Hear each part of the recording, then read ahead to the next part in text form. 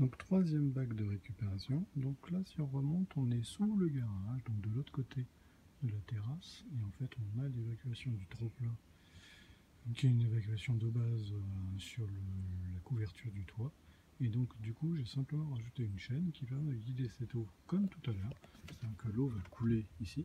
On voit d'ailleurs que la chaîne est complètement rouillée, en fait, ce qui est tout à fait normal, parce qu'elle n'est pas protégée, elle n'est pas galvanisée, ce qui n'est pas dramatique pour l'eau. Mais par contre, l'eau est guidée pour arriver sur cette simple poubelle.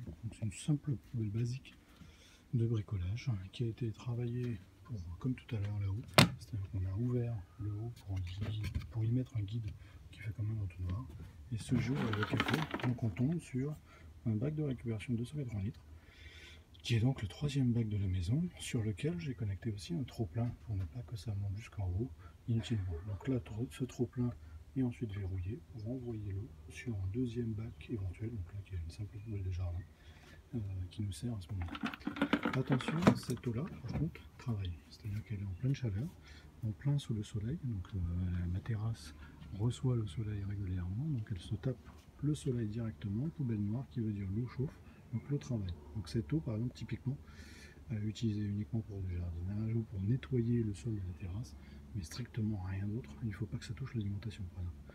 Ou il faut vraiment très bien laver derrière. Mais par contre, idéal pour du lavage habituel. Donc là, au total, avec les 3 bacs, on est à 350 plus 280 plus à peu près 90 litres là-haut. On est dans les 600 litres de stockage en fait pour en saison pleine.